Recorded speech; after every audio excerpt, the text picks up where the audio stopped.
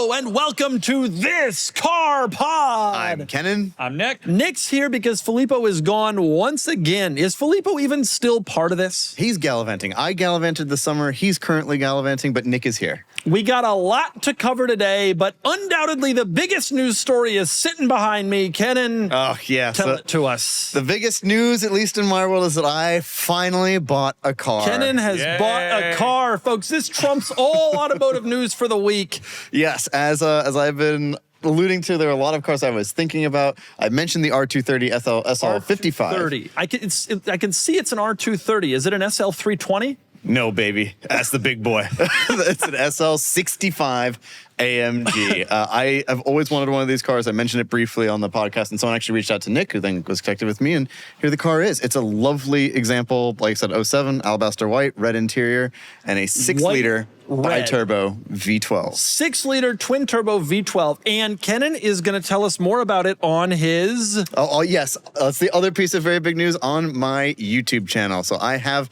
my own YouTube channel that I've started by the time this is out. The first video has gone live.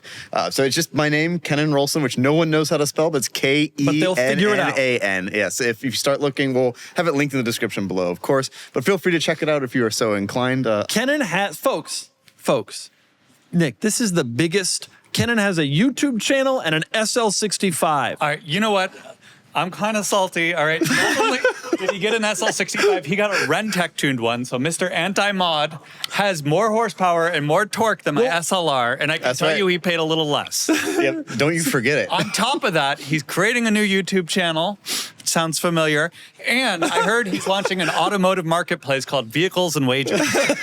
So, like, come on. Okay, so let's talk about this. Nick just bought his SLR. He talked about it on the pod last week. He revealed it on his own. We've all got YouTube channels everywhere. Yes, everybody except Filippo, who will buy a car and have a YouTube channel soon, hopefully. Yes. He'll be peer pressured into it. Coming soon, ... Yeah. But let's talk about this. He's got an SL65. Yeah. So that SLR you got a week ago. Crap out of me with this. Well, look, I had waited 20 years to own my F355. I bought it. It was a huge deal. And then both of you bought cars within like a week and took all of my thunder. Well, so the chickens come home to roost, my friends. I actually bought my car first. It just took a while to get here. Yes. And both of you actually beat me to having your car actually arrive, but that's due to the dealer I bought it from, that whole thing. But nonetheless, yes, I do now also have a high-powered range-topping Mercedes. You and I bought cars at the same time. Our friend Sam bought a car at the same time. There's just these seasons of life where you change out all the cars and get new ones. So I'm thrilled you did it. And Thank you. It is funny to see the two cars together, knowing how similar they are. And Doug still wants a 993 turbo. What are you doing? Please buy one so people stop sending me listings. I know. People keep sending me listings to silver ones. It is so Euro one. I had somebody just right now, reach out and be like, buy a Euro one in Europe. I want a US 993. Okay, so white, red, SL65. How many miles? 72,300 miles. Are we not a little bit concerned? So, no. Now, initially, two things. Nick has taught me that you kind of can just go into this and like learn what it's like. You don't have to be as afraid. Now, maybe the Bentley, you don't do that. You don't do that. You can go to a certain level, but just don't go too far or buy that crappy of a car. Right. And now you have to listen to Doug at some point. Right. And I did some research. This is technically an R230.2. They got a little bit better when they facelifted this car for the first time. They then facelifted it again, which is the one with the different front end. So this car's got a little bit more reliable, but also this car comes with a stack of service documentation. Yeah. Not the previous owner, but the owner before him was an engineer, and he got an aftermarket warranty and used it a lot. And so I have documentation like this that shows the ABC system was serviced, that I think the water pump, which is a known issue on those engines, has been replaced, a bunch of other stuff too. So I'm really not particularly worried about it. And I'll do a video talking about everything that's wrong with my SL65. But so far, I've put about 500 miles on it since I got it a couple weeks ago, and not an issue so far. Folks, Kennan has bought a car. The chickens have come home to roost. I think that. I don't know what that means, but it's a Midwestern thing. It is interesting. He's been talking about buying a car for a long time. Some people, me included, have been giving him, he's never going to buy a car. The commenters have been way more brutal. But here it is. And not only that, Kennan was talking about, an Evora or a Lotus or a Viper. He went above and beyond all that. He's got 800 horsepower and 9 million pound-feet of torque. Allegedly it's 735 horsepower and 826 pound-feet of torque. With the tune. Yeah, allegedly. So we have to verify. On your end, I mean, you know, He also gets things like parking sensors. His keyless entry doesn't require you to put the key in to start it. There's a bunch, like the folding hardtop. I believe you have Bluetooth that streams music. Yes. There's a lot of amenities. well, you have a cassette player though, but he has the V12. And you have a little thing you flip up and you hit, start. Yeah. You know, that's pretty cool. I will Fighter say, pilot. having them side by side, the SLR does have a little extra presence. It is to interesting. I think one of the complaints that people have about the SLR is that it's sort of like an SL, but when you actually put them next to each other, it's like the Carrera GT and the Boxster. Oh, it's like a Boxster. Well, that's true right up until you get them next to each other, and then you realize kind of that the SLR is a more precise, tighter, like more kind of insanely created. They're both really special, and I think seeing them together, you recognize similarities and differences. But like the SL65 is also very underappreciated. And we have always wanted one in this group. All of us. No, we've three been- of us and a few others. Some of them appear on this. But I have to say, I talk about it more in the video, but that engine, my God. Now, that is another, we can talk about this all day, but there's a reason yours is the supercharged V8 and not a V12. It's because it's just a more immediate. That engine takes a second to spool, like a jet turbine. Yeah. But my God, we've both been on the highway together, both have laid into it, and it's pretty even, Nick. It takes a second to spool up is a good vibe for you. Yes, I do take a second. to Where's get rid of Kennan? Oh, he's spooling up. It's taking a second He'll to be spool here, up. VTech hasn't caught in yet. Anyway, there's going to be more on Kennan's YouTube channel talking about the SF65. Go there and watch, and he's going to have more stuff and more updates and interesting automotive content. Like there's Kennan fans. There are Kennan fans. There are Nick fans. There are Filippo fans. There are Filippo fans. I'm a Filippo fan. Filippo doesn't care about any of this, though, so you're never getting any content out of him. But these two will give you content. And go to Kennan's YouTube channel. I'm very excited myself to subscribe. I plan to be subscriber number 4. Oh, thank you. That's very kind. Yeah.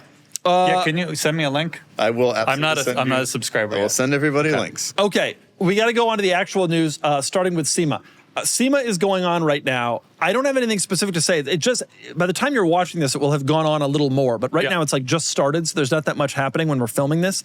Today, Toyota released a Scion. A Scion. A Scion? Yeah. It is a side by side. It's an all-terrain vehicle, and it's apparently made from Tacoma parts, but it is nonetheless called the Scion 01, and it is like the Scion brand has returned. And actually, on the side of it, it literally says Scion. Huh. Yeah. In the Arctic camo. But there's other stuff too. We have a couple friends who are there who are sending us pictures, and obviously all of it is tasteless and ridiculous, which is the fun of SEMA. That's what we are looking for. Well, Kennan, you're a big mod guy with your Rentec tunes. I mean, this is your vibe. Tell us about it. Yeah, I've never been to SEMA. I can't imagine a place that'd be more out of like fish out of water than SEMA. But I will say that Throttle has their GT. Ford GT. Debuted that there. TJ Hunt They also finished it? Yeah, it looks incredible. It's a WD-40 livery, but it came out really cool. And then TJ Hunt debuted a new car there too. So it feels like the other San Diego YouTuber should probably be bringing something to SEMA next year. you ever been to SEMA? Absolutely not, and I have no. Look at that. I know that's just everything I. I'm not a Vegas guy in general. It's not like kind of my vibe, and I definitely don't want to go to Vegas to have a million people run up to me and tell me about their aftermarket headlight solution. There's a lot of it now. It is supposed to be a trade show for people in the business, not like a car show, but it has become a car show. Yeah. There was a video or a photo I saw. Someone like snuck into the event through the air vents in the ceiling and stuff like that. So it's become a total circus, as you would expect. Is it even hard to Vegas. get tickets? You have $100 to show that you're in the industry, But and they have to approve. It's like getting a press pass. Come on. I mean, yeah, it's like getting press photography plates on your car. I mean, it's not Excuse that me. hard. I am a bona fide press photographer. Okay, so SEMA's going on. That Toyota thing is the first big piece of news I've seen out of there. Nothing else yet, but I'm sure there'll be more. Go Google SEMA content. Get off this video. Get out of our podcast. SEMA.com/aftermarket headlight solutions. Instagram.com is also a good source for more SEMA. .com. My Instagram is all tennis, so I don't get any car stuff there anymore. And oh, really? No Yeah. dogs? Wow, just tennis. You know that- just Federer and his backhand. Pretty much. it's all the car stuff's all stopped. And sometimes I get accident videos, crash videos, which is I'm Love those. interested in that. I'm interested in that. Yeah. Interesting. Okay, that's move on to SEMA. the next story. The next story is a great one. EV sales. I don't want to harp on this because we've talked about it before and we predicted this would happen. But the tax incentive for EVs ended at the end of last month. It ended at the end of September. Yep. And here we are in October, the spooky month. And boy, is it spooky if you're selling EVs. The numbers are absolutely wild. We all knew they would drop. Ioniq 6 sales were down 52%. That car is already a car that was selling pretty lowly. I read that Prologue sales were down 80%. Wow. 80. Oh my God. You know, I was in DC a couple weeks ago and I saw a Prologue drive by with one of those magnet decal things on the side that said, "We buy junk cars." And I'm like, for that type of person to get a brand new EV, you know they were deals, right? That's so true. But they ain't anymore. Wow. 80% decline. It's a complete disaster. I mean, it's hard because they robbed Peter to pay Paul, right? Last quarters were good because it pulled forward a lot. So like Q4 That's is also not indicative. Like Q1 should be better because it will have normalized versus if you were thinking like Maybe. September 30th, should I buy now or wait a month? Like you were buying now. Maybe, So- but I have a suspicion the current output is probably about what it's going to be. Yeah. So I don't necessarily think there was like a big, it went up and then it went down, but it's going to, I think it went up and it went down and it's going to stay down. The Drive is reporting the following. Subaru Solterra in 25 was about to match its 24 sales total. Right up until October, they sold 10,000 units in 24. So 1,000 a month, I don't know, 800. Last month they sold 13 nationally. 13. Wow. Yikes. Now that car is about to be replaced, so there's something to that. But it was also a terrible EV, and I bet there's an enormous amount of inventory, and that inventory will never move. If you're watching this podcast in 2063, you can still get a new 25 Solterra on the lot right now. It's under a couple feet of dust, but it's there. Yeah. Jaguar has to be really worried. They bet the whole company on an EV, and this ain't good news. I think Jaguar should be worried for a lot of reasons. Jaguar's never not been worried, really. Not since like the E-Type. If Right. we're honest. Well, All right, give us our next news story, please. Yes, Honda. The You know, Passport. I'm looking up news for this pod, and I've gone on Motor Trend's website. Can you pull up Motor Trend's news website, please? Latest breaking. Motor Trend, scroll down. What's the headline? Honda getting serious about more actually capable off-road models. You know, it's funny. I've heard that. I've heard that they should do that. Someone somewhere has been harping on it on the world's largest automotive podcast. I wonder who convinced them to do this. I would like to think it was more than just you, for the sake that I don't think we'll be able to fit your head on camera if you really think you have that much influence. But I gotta say though, you know what I think influenced it is that they took a look at 14 years of 4Runner sales, and they said, you know, we thought this trend would die out after 13 years, but I think it's gonna stick around now. So maybe we'll make something capable. why does Honda take such a long time to realize these things that seem very obvious to everybody else? They're just afraid. They're a very conservative, slow-moving, kind of tepid company, and they're very afraid to go outside of their core. And sometimes they do, but even then, they're afraid to really invest in it. I can relate to that personally, but they need a Nick to push them. Maybe your Honda's Nick. The Nick was there back when they had the original Insight, the Element. They were doing some legit stuff, and then they pulled back. I agree about the Insight, the original Insight, but even the Element, you know, it was a CRV, right? Yeah. And they did some weird packaging. And it was cool. But like ultimately, even that they even made an SC version that wasn't supercharged. It just had the same regular. It was purely cosmetic. There's never this until it is really absolutely proven that this is where they have to go. They're just afraid to do it. But maybe now that'll change. Maybe they'll finally go body on frame. I hope, like the new Camry, you are bestowed the honor of being the first person in America to drive one outside of whatever the off-road vehicle Yes. is.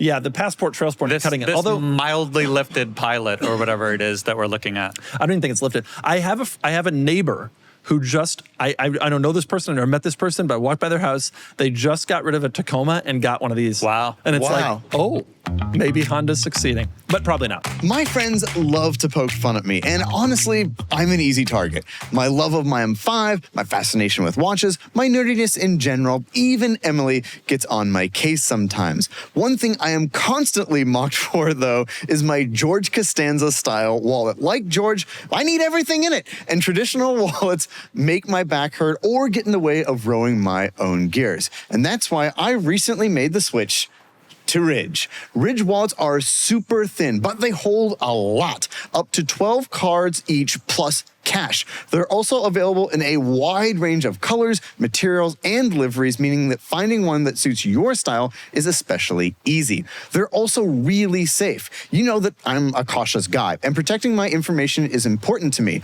All Ridge wallets have RFID blocking technology, meaning my card data stays secure wherever I go. Coupled with some great accessories like Ridge AirTag attachments, key cases, suitcases, and much more, well, they offer a lot of optionality for my daily carry. Best of all, Ridge stands behind their quality. These wallets carry a lifetime warranty, and if you're not happy within 99 days, they'll take it back, no questions asked. For limited time, our listeners get 10% off at Ridge by using the code Doug at checkout. Just head to ridge.com and use the code DOUG and you're all set. After your purchase, they will ask you where you heard about them. Please support our show and tell them that we sent you. All right, time for our next news story, please. Ah, yes, a picture of a tunnel. A tunnel. Porsche recently filed a patent for an interesting feature in their cars. Now, as car people, when we approach a tunnel, we kind of go through this ritual. Oh, yeah. You slow down a little bit, you put the windows down, you knock down a gear so that you can lay into it and hear as you go through the tunnel. And Porsche knows that people want to do this, and they've developed a mode that the car will sense you're getting near a tunnel using cameras and GPS. And when you do, it will choose a lower gear. If it's cold outside, it will raise the temperature so it can lower the windows a little bit so you can hear it. If you're in a convertible, it will warn you. It'll tell you, hey, put the top down so you can hear the engine, which can you imagine pulling over, putting the top down, then going through, then putting the top back up? Ridiculous. Yep. But what was fascinating to me is that this mode will come into existence for gas cars. That makes sense. They're also allegedly going to offer it for EVs. It'll do a similar thing, give you more EV noise before you get to a tunnel, which I think is ridiculous. But nonetheless, this whole mode is very silly, but I think it is kind of cool. And if they do it, I'd be pretty into it. It's a fun idea. And in this age of Teslas with the fireplace and Ford pickups with the drawing pad and Mercedes with the air hockey and the screen, like weird things like this are going to be a thing. Yeah. And so I'm happy that even the Germans are thinking up ways to be inventive and interesting and that goes beyond just function. Yes, I think it's cute and it's fun and it works for the Porsche brand. So You might call it a quirk. You might call it a quirk. As a quirk and feature guy, I love this stuff. The thing that they're missing, so whenever I see a tunnel, I do everything you said, but then you got to yell something before and afterwards. So it's usually, fire in the hole! And then you drive through. And then I ask my passenger, did you enjoy the Song of My People? Do you guys not do that? You gotta If you ever wanted to know what it's like to ride with Nick in a car, fire in the hole! Fire in the hole. I do that for cold starts too. His neighbors love him. Do you actually yell fire in the hole before entering a tunnel? I mean, sometimes it's like, hey, watch this, or is it only when you have a passenger, or is it when you're solo as well? if I'm in Wyoming, hold my beer. Don't drink and drive. One of the states that's legal. That is not. I don't. None of them. Mississippi for a long time. New Orleans, that was you can go. They have drive-through slushy places. But wait, when you don't have a passenger, do you still do this? Or do you call someone? No, you got it, especially for it's for their benefit. If you don't have a passenger, do you still do this? I'm sorry, I only heard 3 of those words. Occasionally. I mean, I talk to myself. I sing to myself. You guys don't talk to yourself? I do, but I don't yell fire in the hole and then it gets you mentally ready to really enjoy it. Yeah. No, I'm sure it does. Okay, move on to the next news story, please. We got Saleen. This is one for you. So Saleen is coming out with another supercar. Wait. Let's couch that. Saleen claims they're coming out with the next. Right. Yes. Yes. Allegedly, in the future, maybe they've released a concept called they're calling the S11, and this is their supercar they're supposedly going to come out with. Now, at the LeMay Museum in Tacoma, Washington, they actually have a clay model of this car. But the interesting thing is that they are asking people who go through the museum to have input on the design. So they have a bunch of elements that they think they want to put on the car. They're asking people to choose what they want on the car. So they're kind of crowdsourcing the design for this thing. So if you want to have input on a Saleen design, Seattle, dude. You can make a video about this, go to Seattle, and have some input on what the S11 is going to look like. You are a Saleen enthusiast. Yeah, and I've got some thoughts. And a former owner. I love Saleen. I desperately want to buy another one. I miss my XP8. The S7 is one of my dream cars. Money was no object, which it would need to be for that car. I would absolutely buy one. The companies had a hard time. They tried to expand and get a deal in China that went really south and almost bankrupt them. They were doing a lot of fundraising where they were hitting up everyone on their email list saying like, hey, invest in the future of Saleen, and like promising them stuff. It's gotten a little sad. But don't you think that was kind of always the situation with Saleen? I mean, well, the 90s, they were like on top of the world, and Tim Allen was but racing do you with think them. they were? Do you know what I mean? Like, Right. They were more financially solvent than they are as of late. So you do wonder. I mean, they had the S1. Do you remember that concept? Not remember. more than it was a race series that they were trying to homologate. Yeah, the S1 sports car in China. They never got the budget to make it road legal, but there was maybe a couple dozen. I remember the S5S. I don't remember that one. That was one year I was in Monterey, and that was around. They started doing Teslas at one Yeah. point. Oh, yeah. Chargers, Teslas with the S. Why do people complain when we say it that way? Yeah. Yeah. No, Only me him. in particular. Yeah, so I hope they've always had great styling. I love That is a cool looking car. I You love want the to crowdsource a brand. supercar? Make it look like that. Very Yeah. NSX looking. And Yeah, I but- also wonder, like, if you're walking through your museum and you're giving feedback, like, is it like a little post note you put in there, or is it like the No, bathroom? so like, they have- how clean is our bathroom? Like, thumbs up, thumbs down. Like, They have like a bunch of things that you can vote on as a participant. They're going to be like Yeah. revealing these elements to people who are participating throughout the year. So you have like time to do this. I mean, I'm down for a little road trip if y'all want to go, but I do not. I worry. I hope this happens, and I hope that they find their path forward. But Yeah, the simple reality is that creating a supercar, especially in today's environment, takes an enormous amount of effort, unless you're going to go EV, in which case it won't succeed. Right. So you can either create a gas one that's going to be really hard to do, or you can create an EV which won't succeed. yeah, Those are your choices. We do not do this because it's easy. We do this because it is hard. So hopefully they make a You gas think one. Steve Saleen is saying stuff like that? No, he wouldn't. What do you quote think of Kennedy, the I'll tell you that. What do you think of how this looks? that looks fine. I mean, I dig it. Oh, that would be his feat. He would take that road trip all the way up to Right. Seattle to the I dig it. museum. Well, and that's Thank what you. I dig it. These museum people, what are they going to say? Like, they're not like automotive engineers or art students. Like, Well, that's a they're famous like, oh, museum. make the rims bigger. They're pretty big. Well, that might be something they say. You could, Yeah. Maybe you could give them that input. No, they're going to get a bunch of like trolley stuff, like name it Bodie McBoatface. Yeah, You know, like, I don't think that's a great way to do this, but, you know, to each their own. All right, give us our next news story, please. A Jeep outside. I know. Nick? Well, speaking of fires, dumpster fires and regular, Jeep has a recall on 320,000 4xe models, which is their plug-in hybrids, due to a fire risk. And Jeep's official statement is park them outside just in case. Now, there's only been 19 incidents and 1 injury, so it hasn't like been majorly harmful. But anytime a plug-in EV is being say, don't park it indoors. Remember when that happened during the pandemic? Oh yeah, with, a bunch Chevy of cars? Volts and Bolts. Yeah. And Yep. So it's as if it weren't bad enough for Stellantis and it weren't bad enough for the 4xe model line and the Grand Cherokee. Now they're saying you can't park them in your garage. no, recalls happen, and don't park but outside. that's- Things happen. I mean, or you I know, mean, hell, who hasn't had to be who parked hasn't there? had the car burn down the house? What's better? What's worse press? Do you think saying don't park your car inside or come to the Tacoma Automotive Museum and vote on your way to the bathroom? The as to LeMay rim Museum size? is like the It's ser- premier it's a automotive serious museum in the museum. world. I've never been to it, but I've heard of the Peterson.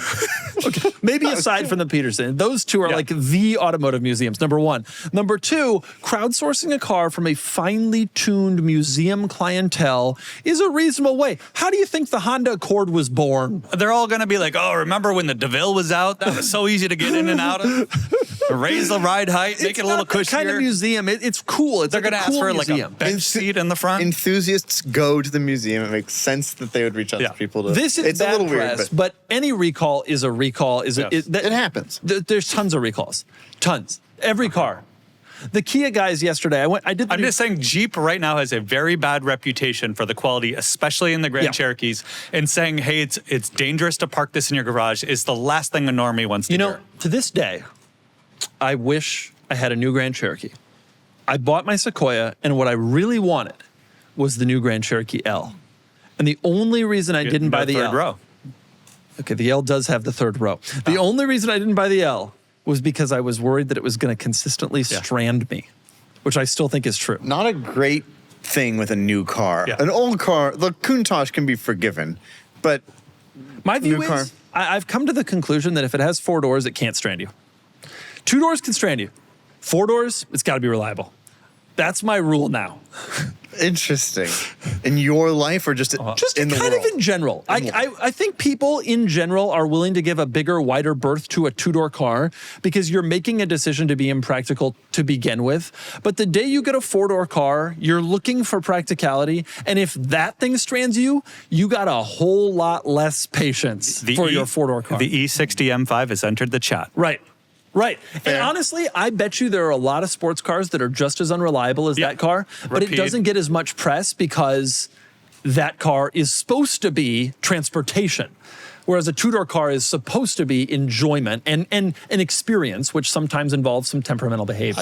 I don't disagree with this take. Now, my four-door car has only stranded me twice, but Every one of my two-door cars has stranded me, and none of my four-door cars have stranded me. interesting. Well, mine, it was 80,000 miles ago that it last stranded me. But still, your point is an interesting one. Okay, we got to keep going through news. There's the other Stellantis story is intended to take our minds off the first one. Yeah, and Jeep might be having a hard time, but Ram is excited. They're ramming. And the hope is now that EVs are dead and the internal combustion engine is thriving, they are introducing two new SRT models, one of which sadly will not have the 10-cylinder, but will be the revival of the SRT 10 Ram. Yeah, there's Damn, I was really hoping it was going to have the V10. It should. In this V10s are climate. dead, dude. They're not. They are dead. They There is are. no more. There is no way you're ever going to get a V10 past regulatory ever again. The There will Huracan- never be another V10. The Tamaro- the Huracan is gone. John It was Tamaro- replaced by a non. That's a V8, isn't it? Is it really? The Tomorrow Tamaro is is a V8. V8. Yeah, they got rid of the V10. It's over. You didn't know this? How did John Tamarian sign off on this? He's For his namesake vehicle, for God's sake. But if they take out the V10, it's kind of a insult to the man. I think Regardless, the big part of this news story that is most appealing to me is it is being reported that both of these new Ram SRT models will debut in the next 90 days. This is like happening. well, I mean, just throw a Hellcat in it. It's not that hard. A couple of cold ones. Did you see Hellcat- also there's going to be a Ram SUV, not a Dodge SUV, a Ram branded, like a Ram Charger style That makes sense. SUV in 2028. That makes sense. That makes sense. I think a lot of the Wagoneer clientele would have bought a Ram if it was available, if you know what I'm saying. Let me rephrase. I think a lot of folks on their way to the pool hall in Texas driving their Wagoneer would have also had a Yeah. Ram. You know what I'm saying? Well, plus they kind of messed up the Wagoneer name, so they kind of need like a do-over. Yeah, and this will be that. It's like what did Theranos rebrand as? Like that's kind of they need that. So obviously, no, I don't think Theranos. I think Theranos is just done. they're done. Yeah, I think What? there was a lot They're of fraud taking the there. year off to find themselves. Yeah, but So- her husband is now doing stuff. It's a whole thing. The other important thing about this is that the SRT Ram is going to be a street truck. So Yeah. the TRX, Yes. which is already a high-performance Ram, is an off-roadster. Yep. But this is going to be a street truck. Imagine pulling up next to a Lobo and just looking down on them, being like, huh, Well, you say that. We hope. What if they don't do engine stuff? they've got to. You know, I have a new Ram at my house right now. It's I don't know if you want to check it out later, but I have a brand new Ram at my house, and all I did was move it. It was the press car people parked it in one spot, and it needed to be in another, and I simply tried to reverse it, and it squealed the tires. it's amazing. I'm like, oh my god. so embarrassing. All right, give us our next Ram SRT. Very exciting. Give us our next news story. Yes. Yes. Look You at wanna this tell us sea about of the Las Veyron. Vegas Concours. The Las Vegas Concours just happened right before SEMA, your news story there. Insane turnout. So there was the largest gathering of Veyrons, or Bays for short. One sold for a new record, a 16.4 for, I want to say, 2.04 million. But just crazy, every kind of Veyron you can imagine. There was my favorite, the Reventon, yes. The Reventon. Centenarios, every special Lamborghini you can imagine. Why didn't we go to this, Nick? How come we didn't know about this? Because it was in Vegas. Yeah. Yeah. A lot of Veys together is pretty cool, I gotta say. I still think the Vey is one of the all-time coolest cars ever manufactured at any point in the history of the It's automobile. also amazing to me this many were functional and able to be there. Like Yeah. it's not easy to get these cars around. I mean, they're notoriously difficult to own and service and all these things, but Yeah. they're all there. Well, it makes sense. So the when I was picking up or dropping my Bentley off 2 weeks ago, there was a Veyron out front that my guy was working on. It was there. I know Ed Bolian shipped his Veyron out to Vegas to get worked on before going there. So it seemed like all the owners kind of knew and were working months in advance to make sure the cars were ready. It's like the Plymouth Prowler gathering that they do is somewhere in Indiana every year. You know, slightly different tax. Slightly different, yeah. Things were a little different, but it's sort of like that. You bring your Prowler trailer, you bring your Veyron. You know, it does almost look like an error, like on a GTA server. It's so cool. One drawback of this and one big reason not to attend was the Lamborghini Veneno was there, which is, of course, the ugliest car ever made. No. No. Disagreed. The Veneno, you don't think it's the ugliest car ever made? Pull up a picture of the It's Veneno. Polarizing. I'll give you that. I don't think it's the ugliest. Well, the polls are ugliest car ever made, and then no one is in the other poll except Stradman. Long, Pull it up. swoopy. I kind of like the front. The red one is really. Scroll down. There's some really bad photos of it out in the world. You guys are crazy. Oh, dude, it's so bad, and the wheels are so laughable. I mean, that one looks a little too Dubai spec. But it's like you're making fun of your customers. No, you know? It really looks like that to me. Yeah, it does. Veneno, unfortunately, there.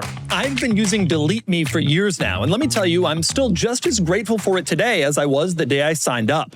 The first time I saw my personal info all over the internet, it was honestly kind of alarming. My full name, old phone number, old addresses, even info about my family, it was just sitting there publicly accessible. And it wasn't on just one site, it was on dozens. I had no idea that kind of data was floating around, let alone how easy it was for anyone to get their hands on it. And listen, as someone who's pretty visible online, I've had to deal with some pretty weird stuff. Random emails, weird messages, people digging a little too deep. That's why privacy is something I take seriously. Delete Me became a core part of how I protect myself and my family, and that's why I always recommend Delete Me. It's been one of the best decisions I've made when it comes to online safety and peace of mind. Delete Me is a subscription service that removes your personal information from hundreds of data broker sites. And here's what I love. You don't have to do anything complicated. You give them your info once, what you want removed, and they go to work. Every few months, they send me a personalized report showing exactly what they found and what they've removed. I've gotten emails like, we found your name, phone number, and address on 38 sites, and we removed it. It's honestly kind of incredible. And they don't stop. This is an ongoing thing. Delete Me keeps monitoring and removing your info so it doesn't just come right back. Over the years, I've watched the amount of my data online shrink more and more. It's like a digital spring cleaning, but someone else is doing all the work. Take control of your data and keep your private life private by signing up for Delete Me, now with a special discount for our viewers. Today, get 20% off your Delete Me plan when you go to joindeleteme.com/DeMuro and use code DeMuro at checkout. The only way to get 20% off is to go to joindeleteme.com/DeMuro and enter code DeMuro at checkout. That's joindeleteme.com/DeMuro, code DeMuro. Okay, what else we got? We got one more news story. Hit it with us. Hit us with it. Oh, the Twingo. Nick, what do you got about this? I didn't really read this article closely. However, it got debuted. I just think it's really cute. It would be a great multiple replacement in 25 years. If EVs are going to succeed, something like this could work as just like a commuter car, a basic get around town. The Twingo, it's hard to really overstate the impact the Twingo had. I don't know, in the early 90s, you still go to Europe and you still see them everywhere. They are still beloved in Europe. Never really got that much love in the United States, but they are still beloved in Europe. Europeans still talk about the original 90s Twingo as almost like the Volkswagen Beetle of the 90s. And this car, this is an electric concept car, really does kind of carry on the look as sort of like an EV city car. It would make sense for Renault to bring back the beloved Twingo. Of course, it won't be offered here, I don't suspect, but... Nah, we don't get that French stuff. It's funny now that I have a Multipla, everyone sends me articles about the Aventine and how it'll be legal in like a year and all that. It is But do you agree? pretty cool. Should we move on to the Talk Cars segment for this topic? Well, yes, we can move on to the Talk Cars segment. Is that the one sponsored? That's the sponsored segment. Yes, Nick, get up on the table like a... I don't want to break anything. These are, oh no, I'm going to leg crap. Why is it every time? We are I still got sponsored. the price tag on them. The Talk Cars segment no, that's the logo. The Talk Cars segment is sponsored by Piloti, who makes shoes. And I got to tell you something. We got a lot of stuff we say, we don't say. I don't know. I don't know the rules, but someone gave me a pair of these shoes. I think it was Piloti themselves. And anyway, we did a drive this week, and I wore the shoes, and they are fantastic. I love them. They're really good on your, perfect size on your feet. They have this roll control heel, so you can swivel it to make downshifting easier. Did you find it because I loved the shoe. For your cars, it's hard to find shoes that are narrow enough to fit in most of the pedal boxes, the Countach in particular. I haven't tried them in the Countach yet, although I don't really consider that to be a driver's car where you'd wear a driver's shoe. But we took the Carrera GT out, loved the shoe. absolutely loved the shoe. And it looks good. Nick, show us again. Cramp up one more time. Bring it out here. There you go. These are my dress pelotes, and then I have a casual pelote. I got a picture of we stopped on our drive, and I did the Captain Morgan's thing with my foot on the top of the windshield. I was pretty proud of that. So it was a crazy thing. I'm gonna be honest. I had never heard of Pilote until they started sponsoring this podcast. I don't know if this is one of those where we're like, oh, we've been using them for years. But either way, I hadn't heard of them until they gave us some shoes. I tried them, and I thought they were really, really excellent. So that's my actual honest take. Anyway, visit pilote.com. Use the code CarsandBids for 15% off. Here's an actual sponsor that we like and enjoy and use and want to experience. But now we have to talk about the Talk Cars segment, and specifically, let's just start with the Multipla and let's get it out of the way. Let's just get it out of the way. There's not a lot to say there. That's the problem. You borrowed it. I borrowed the Multipla. My Carrera GT broke down. That's one of the other topics. But when that happened, I borrowed the Multipla. And yeah, that's the thing. With the A-Class and the A2 and the Multipla, they all look really cool. But they're very pedestrian, normal, boring. When I brought over the A-Class, within an hour of driving it, I realized I had made a mistake. Namely that I dropped $16,000 into it because it was horribly boring. And when the A2 Multipla thing happened, I specifically told everybody at Cars and Bids, I'm not doing it. I'm not putting up my money. I'm not storing it at my house. I want nothing to do with this car. They bought it anyway. You bought the Multipla, and quickly we have all discovered. Yeah, they wear out fast. They're not a very dynamic car. It's slow. I mean, I still find it very useful and practical. Like I use it as a means to get from point A to point B. And it is nice that a lot of people have fun reactions to it. Right. At least the Multipla looks weird, so that gives you some enjoyment of like, hey, I'm driving a literal clown car. Yeah. But just driving it's a little boring. It's a little boring, and I think that's kind of the reality. And that's what I learned with the A-Class, and that's why I'll never do this again. Is cool. The thing you don't want, and this was true of my RS2, you don't want a car that looks cool, but isn't really. Interesting. You want a car that looks cool and is cool, because if the looks are the only cool thing about it, this is also some relationship advice. Although I was just thinking that. I'm sure you were. If looks are the only thing, it's not enough. Yep, it's what's on the inside that counts. It's both. Like, I want a car that looks cool and drives well. Yeah, brother. Okay. I want a car that looks cool and drives well, but like those little Euro hatchbacks, which we've now experienced, the big three, and the Aventime, which you brought up, I suspect it's going to fall into that category. Don't you think? Yeah. For sure. For sure. Great greenhouse, a lot of glass. It's a people transporter. Like, it's not built for the driving most dynamic. powerful motor was a 3-liter V6 with up to 210 horses. Two. But remember, it's minivan double size. mine, It's a minivan coupe. Yeah. I just think like people are going to bring this in, like we brought in our stuff, and they're going to be, oh, this is so cool, but like deep down inside, they're going to know. I think it's like your S-Cargo. It would be great to promote a business because it attracts a lot of eyeballs. If you did like pizza delivery or something, super fuel efficient. Yeah. If you truly just needed like a reliable point A to point B, it is a diesel and it gets great fuel economy. There are use cases for it. But if you're like, hey, I want to go for a nice drive, like, it's probably not the keys like you'd want to pick up. Yeah, there are use cases for it. And as a $13,000 car, okay, that changes it a little bit. Like you have to compare it to that price point. You do. I will say you're adding some complications like parts finding and that kind of thing, which you wouldn't have to if you just bought a Sentra. Yeah. And right. I will not be importing an Aventime. I did this. I did the A-Class. We all got together and did these. I'm out. You want to do an Aventime, you do it. I promise you it ain't worth it. There are worse uses of $13,000. Like you could buy an IPO of Saleen for $13,000 and not get there a whole are lot worse back. uses. Like driving around in the Multipla, it's like kind of a fun little point A to point B. Yeah. It's just not actually fun. Right. So. Well, okay. So what's the deal? Are you done with this car? No. Well, we're going to do an adventure series, I'm told. That'll be fun, so we'll film that. But then it's over. I am actively shopping for its replacement already.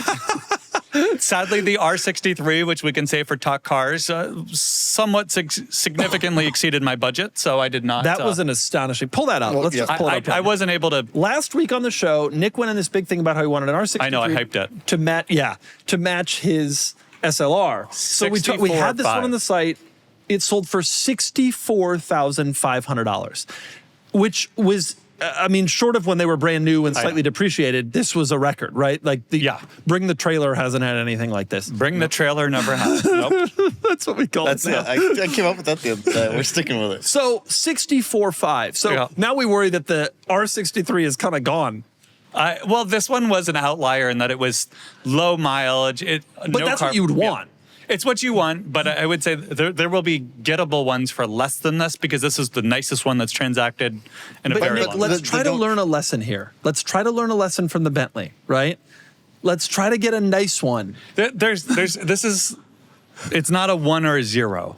There's a whole scale and spectrum here. So I don't want a 0. I don't need the 1.0. Like I'm good with like a 0.4 to 0.6. Where would you count the Bentley on this scale? It was like a 0.2, and I think I've gotten it to like a 0.5. I think you've got it from a 0.2 to a 0.3. The problem is, so David Nutley, who's working on it now, worked on them new, and he said, "Oh yeah, when they were brand new in 2002, we had all sorts of issues with it, like factory fresh." You know, so, Nick, we knew this. Everybody knew this. He's pissed, dude.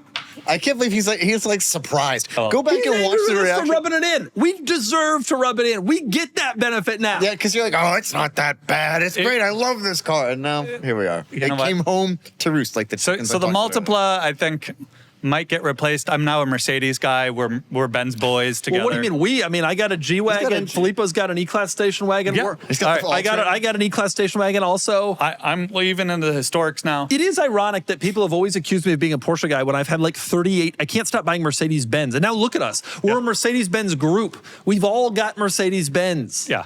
That's so true. an R63 feels to me like a good Multipla. Like it has a third row. So it's very practical. It's got a ton of power. I could maybe manual swap this because I'm not sure I'm going to do the SLR manual swap anymore. So what do you mean you're not sure? You were never going to do it. You just typed that up for your YouTube channel so you could get more followers than Johnny Lieberman. I have wasted a lot of time of various shops.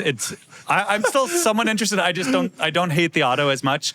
Then I'm talking to DC Motorworks, Ed Bullion's guys, about maybe doing a TCU tune on the SLR as sort of a stopgap. Let it be. No. Okay. Kennan and I, we mod things, all right? I want to talk about the Carrera GT, which broke down. You got a TCU tune, don't you? No, I don't believe so. He didn't need it. I don't need it because I just the lowering module. When you get to my level of torque, tune. you'll understand. You just kind of point it in a straight line, you breathe on the throttle, and you let it go. You don't really need to. Okay. All right. I regret this entire podcast. Oh man, the dude spent 1/10 of what you spent, and he can do this forever. Yeah, I mean, it is what it is. I remember when the SLR was around, and then it was during the SLR's run that they came out with the SL65, and I remember as a kid thinking, I don't understand. Like the SL65 is now it's got the same power and it's a V12. It doesn't make any sense, and it makes even a little less sense now that the price differential. It used to be like this, and now it's like this. Yeah, like that more like, but. It is about how they drive. It's been a long time since I've driven an SLR, but they will be very different, I suspect. We'll see. We'll do a comparison, you and I. They better be different. I'm going to be real. He's afraid how much I drove the SLR. It is a pretty well put together thing, despite what all the internet nut swingers say. Okay. Swinging them. Okay, I want to talk about the Carrera GT breakdown. Carrera GT broke down over the weekend. The Countach broke down 2 weeks ago, and then on a Saturday, and I missed a child's birthday party, not my own, but a child, because I was waiting for the tow and dealing with all that. And then the Carrera GT broke down this week, and I guess I'll do a video about it. I don't know. It's getting fixed right now. It's nothing major, but I instead of getting in depth about what happened, I will say I am reminded about why I was off cars. Yes. Look, but the inconveniences are minor.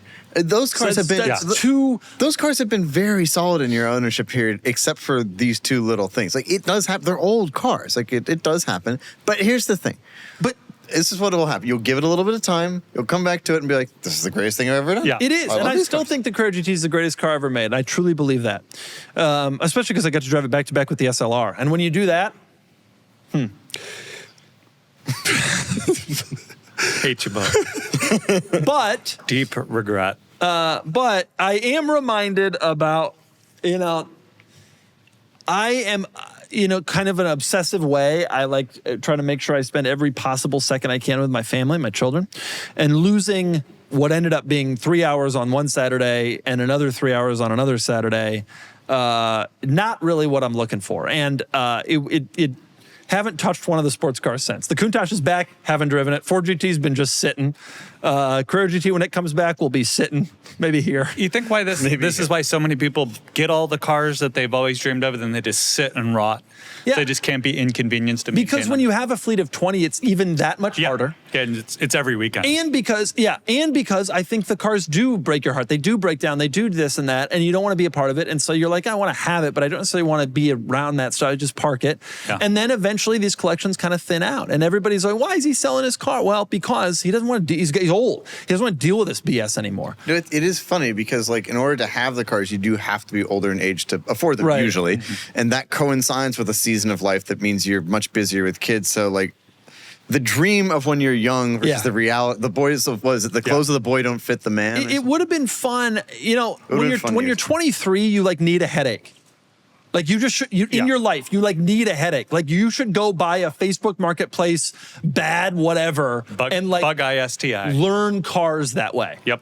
And break down a couple times and have to go on a flatbed or learn to fix it or whatever. Like that's how I did it when I was that age. When you're 37 and you've paid quite a bit of money for some of these cars, I get that happens and whatever, but twice in 2 weeks was a tough hit. And I, for years, was been like, I'm off cars. You guys made fun of me. And now I'm reminded why. It's not even about these cars. It's why I don't want to add more. Because another car is another set of tires to keep track of, another battery, another oil change. Yeah, maybe, you know what I should do? I should get a 993 twin turbo and sell all the other cars. No. You're not going to do it. What you're going to do is buy an old Porsche and add that to your list of headaches.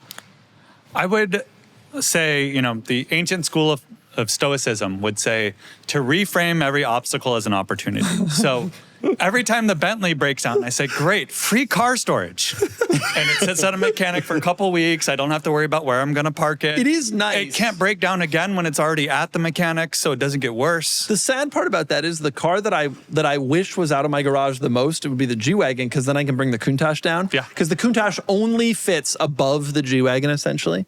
And but the G's never broken. So I never get to see the Countach. Yeah. It's always just up. Like I see the outline of the bumper, which is sad. It's a shame we don't have a car wizard or like Jay Leno's guy. We need our own mechanic. That would be nice. Can you fit that on your payroll here? No. A lot of people know that I was the very first official employee here at Cars and Bids. And in the early days, it was a little bit overwhelming for all of us. Everyone had to wear many hats and they had to learn a lot on the go, meaning sometimes we had to do things that we had never done before. It was an immersive and great learning experience, but I also realized the value of having tools that simplify and streamline your life. For millions of businesses, that tool is Shopify. Shopify is the commerce platform trusted by millions of businesses around the world. Wild fact, 10% of all e-commerce in the US goes through Shopify-based platforms, from household names like Mattel and Gymshark to brands just getting started. And it's super easy to use. They have hundreds of templates to help you build an online storefront that matches your personality. They can also help you with hitting the gas on content creation. They have lots of AI tools that can help write product descriptions, page headlines, and even enhance your product photography. It's like they have an entire marketing team there right at your disposal to help you connect with your customers. Easily create email and social media campaigns wherever your customers are scrolling or strolling. Best of all, Shopify is your commerce expert with world-class expertise in everything from managing inventory to international shipping to processing returns and beyond. So what are you waiting for? If you're ready to sell, you're ready for Shopify. Turn your big business idea into cha-ching with Shopify on your side. Sign up for your $1 per month trial and start selling today at shopify.com/cars. Go to shopify.com/CARS. That's shopify.com/cars. Just a dude. I want to talk about, speaking of the Carrera GT breaking down, the day after the Carrera GT broke down, I was completely off cars, and yet, nonetheless, I decided to attend a party about cars. Yes. Nick, take it away. I hope we have photos of this party. We do, including the cake that my wife spent like a week obsessing over every detail. So my birthday was 2 weeks ago now. Mm-hmm. And then the car also came around that time. And so we decided to have an SLR party, but it was also a bit of a belated birthday party. You know, that's not how it was pitched to me. But anyway. We called it an SLR party, but it felt indulgent just to celebrate the car. So we called it both in my head. Yeah. But we had SLR trivia, of which y'all did pretty well. Yeah. We had an SLR cake. The SLR was parked prominently. One of the trivia questions was, what's the top speed of the SLR? And I raised my hand and guessed 208 miles an hour, and I was told I was wrong. Someone else raised his hand and guessed 207 miles an hour, and that person was apparently we correct. said it was Price is Right rules. All right, that was very clear up front. We had been looking at it the previous day online. I do think, despite how degenerate this car group is, having a party each time someone gets a new car is kind of a fun little tradition. I'm not doing that. Yeah. There's too many cars. We can scale it up. Like if you get a Multipla, we're all going to meet at an In-N-Out Burger. And if you get like a nice car, we can go to like Ruth's Chris or something. You know, one thing, we did this SLR party. Everyone came. It was the talk of San Diego County. It was. We all drove to Nick's cul-de-sac, and we filled it up with cars. We filled it up with, it was hard to dodge all the driveways, but we filled it up with cars. All of us did. And I brought the second most powerful Mercedes-Benz, my E450 all-terrain. Yes, I did not bring my Mercedes-Benz, so I didn't have the title of the most powerful. I took my M5 instead. I had other things. The children came. It was great. There were kids' crafts for some reason. It was a highlight of the year for me. Like all of my friends and their families together celebrating the SLR. I mean, you can't. I will say, I was walking out of the party and I realized I hadn't actually seen the SLR at any point during the party. No, it was in the garage. It was a backyard party. Right. Yeah, very, very sweet party brought to us by Nick's wife, who I don't think we're allowed to name, but whoever she is. She watches the pod. She watches the pod. Is really fun and like it's really easy to go into the trope of like making fun of your wife or people that don't get the car hobby, but like it was like above anything, like her gesture of I'm throwing you a party, like I'm that supportive of your car hobby and the fact that you are degenerate. That is so true. It was sweet. So many of these guys I meet, my wife would never let me. The old ball and chain. The old ball and chain, boomer humor, you know. But Nick over here, not only does his wife support it, she threw him a party with a cake that I'm sure we've shown. She actually loves the SLR too because it's more usable than the Mercy, and we got like a functioning roof, and the heat works better. Like the quality she looks for in a car, the SLR does happen to be slightly better than the Mercy. All I need left on her is to get her to yell "fire in the hole" every time we go through a tunnel. Okay, she's a patient woman. We got to move on to the market report, which is brought to you. It's supposed to be brought to you by Cars and Bids, but the market report is actually brought to you by the 993 Twin Turbo, a USA 993 Twin Turbo in Arena Red. Folks, stop sending me euros. Stop sending me. Someone the other day sent me one that was bone stock, and the pictures. Did it have an aftermarket headlight solution? It's if you think like how Nick would have thought of bone stock back in the day when he modded that TTRS. Right, only wheels and exhaust alone. OEM kit, an aftermarket shifter, bone stock, different steering wheel, seat race point. This is how the Supra community is. I want a Mark IV Turbo also, and I look at the Supra community and people like bone stock, and you look at the list of mods on a bone stock car, but relative to what some people do in the community, that is bone stock. You know, right. That's like how it's viewed. Right. It's like how my Mormon friends and colleagues drink Bang energy drinks because they can't have coffee. You know, it's like, okay, it's a loophole. I don't think that's how it works. I don't think that's not the point synonymous. we're making here. I don't think the OEM plus mods don't count as mods. It's the same. It's like Bang Energy drink to your coffee. Okay, but anyway, the Market Report is brought to you by the 993 Twin Turbo. For all of our friends out there, including Nick's friends in the Mormon community, find me a 993 Twin Turbo USA car. Okay, the first thing I want to talk about, we already discussed the R63. Can we talk about the Aztek? Pull up the Aztek. Oh yeah, this is on my list too. I almost featured this. I probably should. Yeah, why But would now you we're should? talking about it. I can fix that. Could you feature it now? Folks, there is an Aztek on the site. Aztek is a meme car. We know it's a meme car. Wow. There is an Aztek on the site. How many miles? 5? Yeah, I think that's right. It's got 53,000. 5,200 one-owner miles. 52. The Aztek is a meme car, but if you ever wanted to Yeah. spend a lot of money on a meme car, Speaking of the Multipla experience, here you go. this is unbelievable.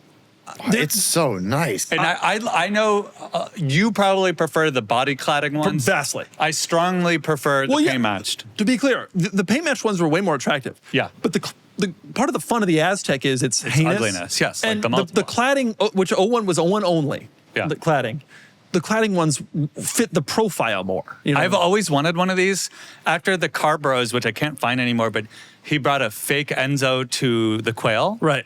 I wanted to do this and make it a Urus. So put the Lambo wheels and Lambo badges, but It looks- the yellow, especially the paint match lowers, Yep. really looks like an Urus. It looks a lot like an Urus. No Yeah. matter what people, I love the Urus. Yeah, well, it's a Pontiac Aztek. yeah, so and do what if- you with will. the right wheels and like some You could really, vinyl if wrap. you were willing to spend Yeah. money on some good reps, you could like Yeah. get close. Go back to the Aztek. Wouldn't though. that be incredible? I want to see the interior of this Aztek. Have you thoroughly looked at this listing? Not on the inside. The interior because is wild.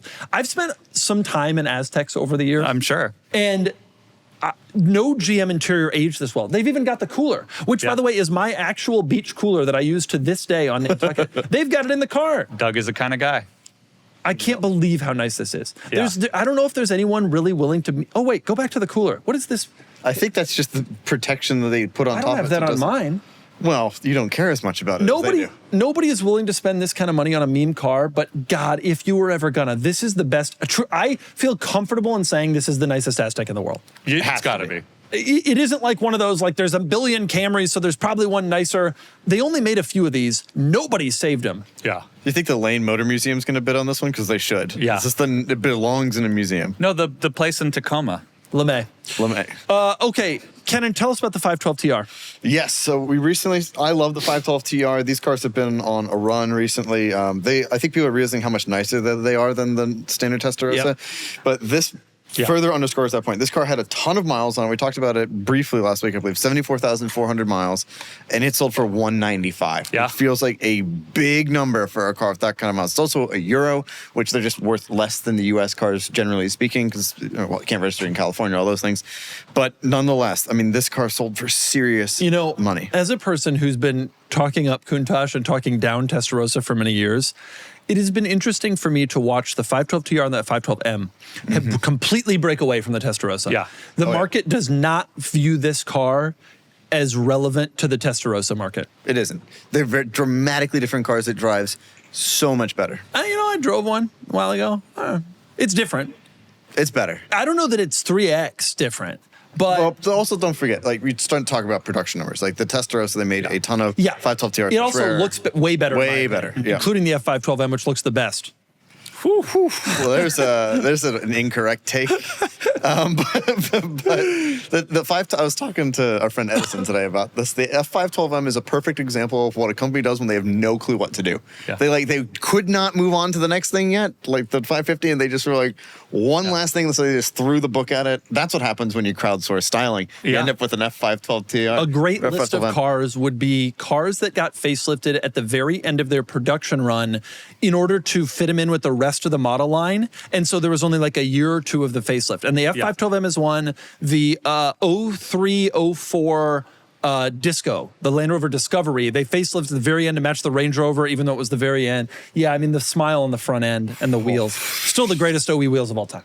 They are good looking. There are elements of the car that are cool, but in its totality, good. Regardless, great 512 TR number and Strong. further proof that the market really believes the 512 TR is a very special car. The Testarossa is a desirable car. It's cool, but it's never really blown up in value ever, and I don't know that it ever will.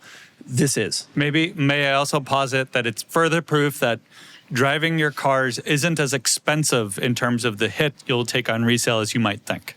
True. This is the a lot of expense miles. comes when the Porsche dealer calls and says that you need a new starter motor and it's going to be $7,000. Right. That's the expense. That's how much. The world of engine out Ferrari service, $7,000 Yeah. is a layup. yeah. Yeah, That's it's exactly nothing. right. I wonder how many engine outs this car's had. I've really thought about that, and you have to imagine it's at least 15. If it's done correctly, it's probably about In Europe, that range. though, they do it less. That's like a thing on Ferrari chat. Like the Yeah. Europeans like do it less and don't even think it has to be done as much and drive the cars more. This is a Euro. I wouldn't be surprised if it hasn't been out 15 times, but it's been out. It's been out probably 10. I would not be surprised. Yeah, I mean, how old's the car? It's a 92? 93 and 74,000 miles. You're supposed to do every 5,000 miles. So Yeah. if it's done properly, it should be around that number. Yeah. Which I is- bet it's been out 6. I wonder if they had to replace the hardware because they wore out from how many times it had to come in and out of the car. Using the right tool for the job is always satisfying. Whether it's some specialized tool for working on my M5 or a brand-specific tool for removing case backs on my watches, I love having the right tool to get the job done. And that's especially true with my shaving routine. And that's why I turn to Harry's for the ultimate shaving machine. Harry's has long been known for providing a premium shave at a practical price, and we've loved their products for years. However, after a decade of development, Harry has recently introduced their most advanced razor yet, called Harry's Plus. For this new razor, Harry's engineers refined their blade honing techniques, pivoting system, blade spacing, handle design, all in the quest to provide barbershop quality shaves for much less than the competition. Each German-designed blade is honed at 3 different angles, which allows it to strike clearly at the root without pulling out your hair, meaning a cleaner, smoother shave. I use the Harry's Plus razor to clean up around my beard, and the shave feels as smooth as the V12 in my SL65. I also love a company that stands behind their product. If you're unhappy with your test shave, Harry's will make it right. No questions asked. So, what are you waiting for? For a limited time, our listeners can get the Harry's Plus trial set for only $10 at harrys.com/cars. This set includes the all-new Harry's Plus razor, 1 refined 5-blade cartridge, 2 ounces of foaming shaving gel, and a travel cover to protect your blades on the go. Just head to harrys.com/cars to claim this offer, and after you purchase, they'll ask you where you heard about them. Please support our show and tell them that we sent you. I want to talk about Edison's Boxster. We got a 986. It's not live yet, but it'll be live when this goes up. We got a 986 Boxster S live right now. Great car. That particular car is a 986 Boxster. It is a used car that has a couple of foibles. But, you know, I was driving that car and I was just reminded by what a great value these cars are. Yeah. They are. Yeah, I'm still not opposed to the idea of having one at some point just to like mess around with for a little bit. And then It's get a rid of. toss It's like- around car, and I actually kind of the S's are great, and this the one that I reviewed is going to sell well, but the base for $8,000. You could really just kind of toss around that car to the point where you destroy it, and the parts will probably get you back the money. You know, That's like you could just really beat on this thing and rag on it, and they were kind of designed for that. I just find these cars to be tremendously fun for the money. Really, really fun cars. I agree. I think in a lot of, any Miatas have come back down in value, but for a time, these were less expensive than any Miatas. And you're driving around in a Porsche. Admittedly, it's a Boxster, but still, like it's. If you got 10, and you end up with a Z4, a Z3 instead of this, you're making a mistake. If you're young and you want to be like what Doug said, buy an interesting sports car while you're young And have a headache. And have a headache. But I don't really even think that bad of one. for the No, most but part. you'll learn how to You'll work on learn. a car and what things cost and all that. From it's these a cars. German. Stuff will break. It's a German car. You're going to learn. But this is a good place to start. Totally. 986 Look at that. That one looks so good. There's a lot of 12.5. them. And there's does some look cool nice. specs. That does look nice. I like it. That we sold that yellow one recently. I really think it. Well, not that one, but I think I'm this over one. the Euro side marker. I agree. Keep it on. Save the DOT. I'm over it. Nah. I'm over it. Save the. Oh, look at red. I think it looks nice. Look at my Euro side marker. Okay, we got to move on to questions, which are brought to you by Piloti. Piloti doesn't actually sponsor the question segment, Wow. but we love Piloti enough that they are they're- sponsoring the question segment today. Shoes come in pairs, and there are 2, so this is Oh, the second segment. that's thing. sweet. Yeah. But Hang on one sec. I'm getting a telephone call. It's spam. Okay, ready? Okay, questions are brought to you by Piloti or Kennan or Nick's YouTube channel. or the SL65, all its torque. You can ask us, the SL65 brings us the Earth's rotation. It does if I'm not careful. You too can ask us a question, and you should. The questions were great this week. We can't even get to all of them. They're great. But you too can ask us a question. Go to carsandbids.com, click on the community tab, and there's a post there in this Car Pod community where you can ask a question, and we will read your question on the air if it's good. A lot of good ones this week, starting with some aimed at Kennan. Liberty asks, in the first episode of 25, Kennan made the New Year's resolution to spend no more than $2,000 on his E39 M5. At the end of April, we got an update where he said he had spent $837 on that on the M5. In that episode, Kennan also states that his resolution was to spend no more than $2,500, so he snuck in an extra $500. It sounds like Emily has a new screen name. Since then, we've had no update. Kennan, it's November. How much have you spent on the E39 in 25? So far, I think at $1,347. What was the other thing beyond the 837? I did an oil change. It went back up for I have this weird issue with the AC where it when it's on, it makes this whirring sound, but we can't figure out what it is. We replaced the belts and tensioners a couple of times and still getting it, and I've done the compressor in the past, recently. So it's not that, so we're still trying to figure it out. I did a couple little minor things. I bought bushings for the power steering reservoir, a couple little things. I mean, really little things, but generally speaking, car has been rock solid, has not needed anything as I predicted. And I'm confident that it's not don't tell Joseph Smith this, but his Bang Energy drink is that he got a gift card for service from all of his friends for his birthday. And he used that gift card. So that was another $800 you got to add. Is that true? It's true. You and I both chipped in for this gift card. For the tin and windows. Yes. It was like $1 zillion, and I had to spend most of it. Yeah. No, I match you dollar for dollar. But thank hell you. yeah. Yeah. The rest of them cheaped out a little. Admittedly, I did use that, but then I also spent more money with Kevin. So wait a minute. So what was the Kevin money? Add that in. Yeah. It was all, I don't remember what it was. We need a real update. I'll tally come back next week with an update. You don't have to include the gift card because I have a suspicion you wouldn't have done that if we hadn't given you the gift card right away. Correct. So that doesn't really count. Yeah. I'm not even going to mention the Joseph Smith reference. We're going to move on. You like that? You like that? Yeah, but there are going to be some angry people in Utah and Nevada. I'll come with an update tomorrow, but I honestly feel like I'm right there. I'm doing well so far. That happens right up until your starter motor fails. Luckily, I replaced that already. Hit me with another. What do you think? I've replaced that happens right up until your distributor fails. It doesn't have a. You get my point. You get the point I'm making. But I thought I was okay. I'll tell you this, Kennan. I have a New Year's resolution. It's still 25. I get a New Year's resolution. None of my big three get into the shop in 26. None. In all of 26. The Countach, the Ford GT, and the Carrera GT. None of them go to the shop in 26. You put money on that? No, absolutely not. But that's my goal. That's my dream. It's good to have a goal. The Carrera GT and the Countach will have just had a big service at the end of 25. I'm going to stretch them until 26. And the Ford GT, I have a goal that it doesn't go back in the shop until next fall, 2 years from now. Unlikely. Ford GT. The Ford GT will be fine. Ford GT did 2 years between the last service. It does. Do you seem have to get smog next year? For the Ford GT and the Carrera GT need smog next year. But Ford GT is going back to the shop. Well, no, the shop doesn't need to smog the Ford. What do you mean? We just smog it. It's a complete. It's California compliant. Some of us drive OE cars. Some have modded cars. Maybe you have some mods that need removed. The smog shop doesn't count. The smog shop doesn't count. My car passed smog. Not a single. Both my cars passed smog. No problem. Okay. Next question. This is a good one from AJ Nichols 6. Go to the CarPod questions. Auto Nation Illustration on Instagram. You saw this? Yeah, they were cool. Scroll down. Made some stickers for the crew. Oh yes. These. Which one is your favorite? I love that one. That is me. Did you see these? I did. Yes. You tagged me on Instagram. Wow, that's a surprisingly good Filippo. It is a surprisingly good Filippo. The crazy, that does capture you with the SLR shirt and everything. Although that one's a coupe, not a convertible. Oh, yeah. And, that one, that's your car. That's wow, I have a blue check. Yeah, I know. Blue check. He did give you. Blue checks are expensive. You look into that stuff? No. I got mine if you got to pay for it, it's not cheap. These are great. But it's asking which is your favorite? I think Filippo. The Filippo really captures the essence of Filippo. Right, he's too happy.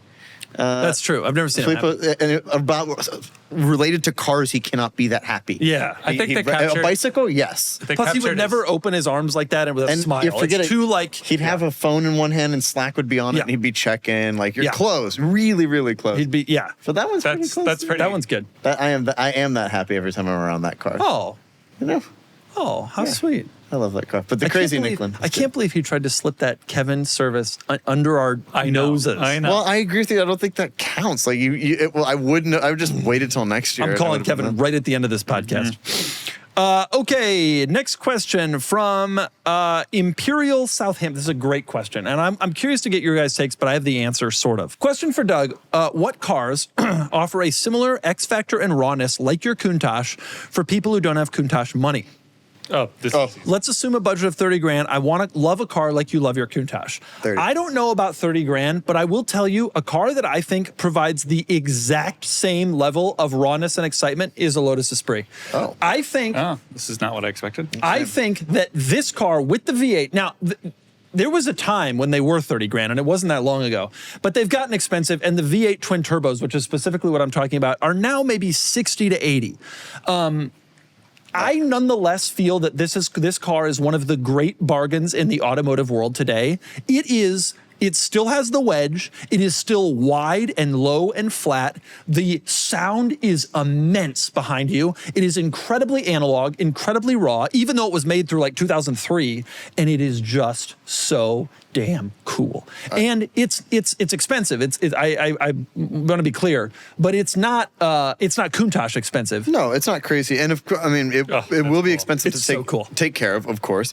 But like that is a Probably, but so is the Countach. but exoticness to dollar ratio is very high. And I still feel that way about the Esprit. I reviewed an Esprit right when we launched Cars and Bids that sold on the site probably 4 or 5 years ago. And it was that one. It was that dark red one there for $70,500. And in that video, I made the point that these are kind of bargains for what they are. And they've gotten more expensive since then. I still feel like they're complete bargains for what they are. Yeah. This car, when you see one of these on the road, pictures don't really even do it justice. You have to see how low and wide and flat it is. It looks like a Countach. It is a serious car. It is eye-catching. I don't even recall the last time I saw one on the road, but when I see that V8 badge, that highly stylized V8, And I'll tell you, have you ever driven one? No, never. It is raucous. The interior is raucous. It is loud, and it's like the Countach. Even though actually it's a lot newer. Honestly, it's probably easier to own, but it has its own challenges. Right. But it is fun. It is loud and fast and cool. I would posit when I think of like the alternative to the Countach, the Pantera is the one that comes to mind. Now, granted, these cars also, again, like you said, not in the $30,000 range, but they are crazily styled. The rear of the car is just so cool. It's from the similar era as the early Countaches. There's a lot of compromise in terms of the interior, much like a Countach. Yep. It's not as nice to drive as the Countach, but you get a lot of that crazy vintage exotic. When we experience. had this Pantera in the office, and I was pretty impressed with just how exotic and cool it looks. Yeah. So many people have modded and screwed up Panteras over the years. A really clean, just like nice, simple Pantera is a nice looking wedge car that does kind of give you the Countach like ideal to it. I agree. And even Pantera themselves kind of screwed up the design with the way it was the GT5. The GT5. Yeah. I will say, Which is, I think is still kind of cool. one thing that is missing from this car that isn't from the Esprit, it doesn't have the loud, like, kind of rawness to it driving it. The motor is a little bit smoother than I was expecting that would be. You put some headers on that. Yeah. You go to SEMA, get some Probably. headers, I'll bet you can make it. Probably. But you make it get my home. point. Like, this car is honestly probably better engineered. And it was a Ford I'm V8. sure I expected both of you to say Gen 1 Viper. Yeah. Yeah, Just Gen 1 rawness, Viper. loud, That's raw, the and obvious 35-ish. That's the obvious It's too obvious. The other ones I was going to throw out a Shelby Cobra replica from like the 60s is very raw, has that X factor, is dangerous, etc. I was also going to throw out, if you wanted something a little bit more modern and a little less attention, getting a WS6 or a Termi Cobra for about 30 Termi Cobra. gets you a ton of power and presence and But if you're enjoyment talking, factor. I think And if you just want something to like blow everyone's minds when they see it, Plymouth Prowler. Yeah. That's not wrong. You lose the driving To experience. me, but- part of the beauty of the Countach experience is the the exoticness of it. Yeah, yeah. And that's why I say Esprit. But yours provide, especially the Viper, provides sort of the rawness, the emotion of it. Yeah. And I do think that would be a car that someone could fall in love with if they have an open mind. Yep. I still want one. I still want one at some point. Okay, next question from Parthy Smarty. Did Nick actually money shift the TTRS, or is this just an inside joke? Folks, we don't joke about money shifting. Inside joke. We don't joke about money shifting. I'm going to tell you the story because he's going to tell you the wrong story. I'm going to tell you the real story. When I met Nick, he had a TTRS, and this was during Nick's modding cars days. He was a young man, pre-kids, and he would mod cars. When I met Nick, the TTRS had gold wheels. It was dropped. It was all this, And we were talking, and he kind of explained to me that a year or so before I met him, he had sent the engine out to get built, because that's what you do. You got to get built. And one day, after the car came back and the engine got built, he was driving to work. And he was getting on an on-ramp, and he launched it, and he accidentally went from, fourth to second and meant to hit third. Well, I don't know what it was. I don't know the exact gearing, and I don't think he does. And he money shifted the car, blew the motor. And after that, he drove around in a Camry with no title. The only part of that story that's true is the very end of it. And there was a title somewhere. It just had been lost. And Florida requires you to go in person to get a duplicate made. And Of course, he's driving around a Florida plate Camry with no title after he blows up his motor. It's a story as old as time in the modding community. A good friend of mine who was active military, and so therefore you don't have to change the plates if you are enlisted, and so that was the loophole, much like Bang energy drinks. I'm glad that you have stepped in to correct that part of the story. The rest of the story, of it is BS. First of all, next question. The engine was rebuilt because of the motor blowing, not before. Just because and it was sleeved, much like your Countach, to strengthen it. It was sleeved after the money shift? That's how they fixed the fact that the piston rings melted. And so you did money shift it. I did not money shift it. I was driving it normally.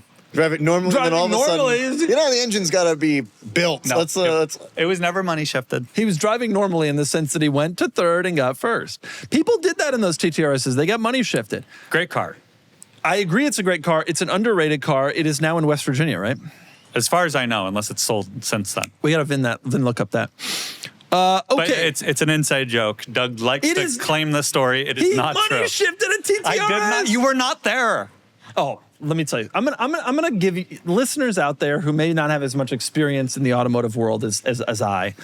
When someone tells you that they were driving a car in some anger and the engine just blew. This is not an old car. This is a 5-year-old car at the time, right? And it's got a manual transmission. They money shifted. They don't want to tell you they money shifted. That old cash register over here, money shifted that TTRS. No such thing. We will move on. Money shifted to TTRS. Okay, next question. From Tennis Pro 6060, Doug, please explain why automakers are still using 12-volt power outlets. Why? It's because people still have accessories that use those things. And there will be people who, including me, believe it or not, in my Sequoia, I found a 12-volt that charges the phone like instantly, and I'm like married to it. I think it's still better than the in-car plugs because they're just not as quick to charge. And so believe it or not, I still use a 12-volt myself in that car. I'm like that with USB-A. I'm not down with the C. Don't force it on me. Like, I'm good. What? You prefer USB-A to C? Because I got all the A's. I got tons of the A's. A lot of the outlets got A's in them. I'm not ready. Okay, well, that's another example of this.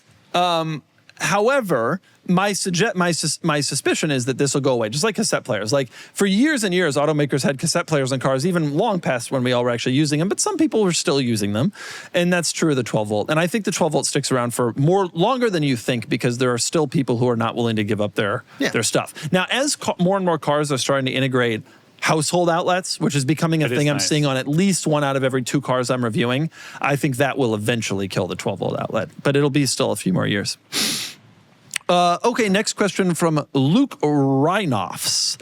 The older generation always says to pay for cars in cash. Newer would say do as little down as possible, invest what you could have spent to make up for depreciation. Do you see pros to cons to either? Boy, I made a video about this years ago, and man, there are some real people who are just cash only. here's the deal. If you can get a sufficiently low interest rate on a loan, and you use it to buy a car these are the two caveats in which I think you should finance a car. You get a low interest rate and you use it to buy a car that you could have otherwise afforded. So you're not using your financing to stretch into some Rolls Royce type thing. You go to the dealer, you could get a Honda, but instead they're offering 1%. And so you take them up on that, you finance that car. Okay? Smart money, smart consumers, smart finance people will do that always. There are a lot of people out there who just don't want a car payment. I get that. It is not the financially smartest thing to do. You will not end up on top. If you take the money that you would have spent on the rest of the car and invest that money over time, you will come out ahead. You may not come out ahead that year or even with that car, but if you do this throughout your life and get 2% interest on every car and invest the rest, you will come out way ahead. In the end, you probably have an extra car in cash because of all the money that you didn't tie up in cars. And so that's what you should do. And I cannot wait for the comments to tear me apart and say that buying cash is the only way to do it because that's what Dave Ramsey says. Nick, well, tell me your thoughts. I got a couple. One, the average new price of a car, I'm told, is $51,500. So buying cash isn't an option. Now, you could buy used. Yeah. However, with the used, you do run a risk that the car blows up the day you get it back, right? So like when people are leasing a car, right? Often the advice is don't put a ton down. Right. Because if you crash it or what have you, like you're never getting that back. That's good advice for a lease. So it could maybe go with sketchy purchases in which you get scammed or something that like, hey, if you finance it, then maybe there's I do think that there's a middle ground between the type of used car that will blow up the day you buy it and a brand new car. Yep. There's a lot of used cars in there that you could still finance, still get decent interest rates on that are not going to blow up the day you buy it. like a 2-year-old Accord is a pretty good, that's probably a pretty good buy. Yeah. You got nothing else? That's all that was your take? I don't. I guess since we're on the topic of religions, a lot of my Muslim friends are not big on debt. Yeah. So to your point, there may be people where just That's true. There's some people, and there's some people who just personally just don't want to have debt, and I get it. But the smart money is if you can get a low enough interest rate and you're not stretching to afford the car. I've made this caveat already twice. I'm making it a third time. Those are the two really important points here. Because in today's environment, when interest rates are 6%, you don't want to do this. it is a bigger cost. You don't necessarily want to do this, or you want to finance less of the car. Nonetheless, I will say, one of the things I'm really sick of with the personal finance crowd is people who are bragging about how old their car is and how long they keep their car running. You do not understand the safety benefits of getting a more modern car than your 1986 Honda Accord. And there are so many people out there who I still drive the same 1993 Honda Accord that I bought new.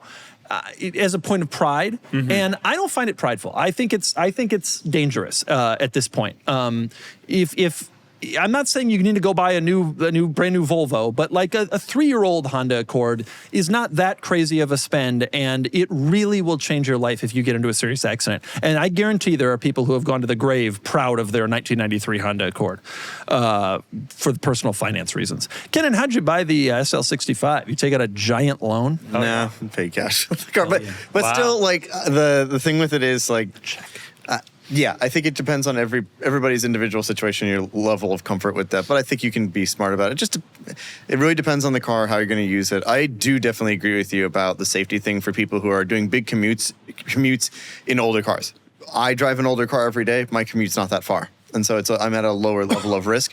And the E39 is a very safe car. That's a pretty safe car too. So I'm less worried about it. But yeah, I think that era in particular, that's people who drive stuff from the 90s every day, it can be a little bit dicey. And by the way, especially if you have children. A car like yours, you can't finance at the interest rate level that I'm talking about anyway. No. But you also won't have to deal with depreciation. So really, you're tying up the money, but it's not as big of a deal. And you know, and the market's also pretty like defined, like on cars like those. Like I could, if I know what an SL65 is worth, I could sell it probably for exactly the same amount if I needed to. Yep. Whatever. Like what gets really interesting on new cars is the manufacturers will buy down the interest. So you think you're getting like a 0 or 1%, but they're kind of baking that into the purchase price also. Like that could have been potentially what you negotiated off in cash, Yeah. which makes this even murkier. It's like, okay, am I really getting 2%, or am I just paying an extra $5,000 on the car, which they're buying down That's the lease true, and from it's difficult. 6 to A lot of sophisticated people, a lot of unsophisticated people have even sophisticated ones have a hard time understanding that. The real benefit is to try to get a really low rate and negotiate the hell out of the price on the car, which, especially in today's environment, a lot of cars you can do that.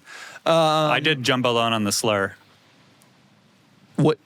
The SLR. I know what that financed is. it. To use Ed Bulling's term, I financed it. I didn't finance it, I financed it. Okay, next question from Paleco. Last question. Doug, you claim to listen to more music than almost everyone. I rarely get personal questions on the pod, and I appreciate this one. This year is wrapping up. What have you and the group been listening to in 25? Oh, we got to hear your Spotify top hits already? I listen to more music than anyone. All right? I have been a top 99.9% Spotify user for years now. When Spotify Wrapped shows up, which will be in 3-4 weeks here, I'll post it again. And I will have been, again, a top user. Actually, I'm not sure that I will this year because I don't drive as much. But my very favorite band is a band from Austin called Night Traveler, and you should go listen to them. Nick, give us your musical tastes. I don't listen to a lot of music. It's still the driver's era of music. So late 90s, early 2000s. Mostly He left everything on the field in 2004. yes. Really? NoFX, Pennywise, bands like that. No Use for a Name, Face to Face, Sum 41 I've been into a lot. Lagwagon. Really? You're Bad driving around Astronaut. listening to Sum 41? Yeah, they're good. Wow. But no, I mean, all sort of like that 90s punk sort of vibe. So 90s I will go into hip hop, that like a Tribe Called Quest and things of that effect. But The last time- that era. Last time I was in the car with Kennan, he had jazz playing. Steely Dan. I do also love Steely Dan. There are a couple of more modern bands like Floor. You introduced me to. I absolutely love Floor. I think I still buy a lot of music. I've bought everything they've ever done, and I listened. Like when I run, they're my favorite like band to listen to. I love Floor. Adam Dodson is another artist I discovered recently. Formula One featured him. Like it was Charles Leclerc driving around the track, and it was like it's very peaceful music. I listen to a lot of that too. But jazz, I'm a modal jazz person, so I'm a big Coltrane head, and I listen to a lot of stuff like that. But Have you heard the new Taylor Swift album? no, Pretty good. I haven't listened yet, but I actually, that's have not to. true. I It's have. so catchy. There's some good Taylor's the stuff. best. We all love Taylor. To this day, I sing All Too Well, the 10-minute version, loudly in the car when I'm driving. Have you gotten into that one yet? The 10-minute version of All Too Well. Oh. And Can you sing it for us? Just hum it. Photo album on the counter. Yes, cheeks are turning red. You know, I'm not embarrassed. Okay.